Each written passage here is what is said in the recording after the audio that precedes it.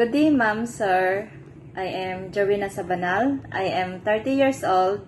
I am single mother. I have 2 sons. I am high school graduate. I have experienced a domestic helper in Manila for 3 years. I do Filipino food because my employer is Filipino. And they have 3 kids. And also, I wake up early in the morning for ironing clothes, wash clothes, cleaning the house, marketing, car wash, and gardening.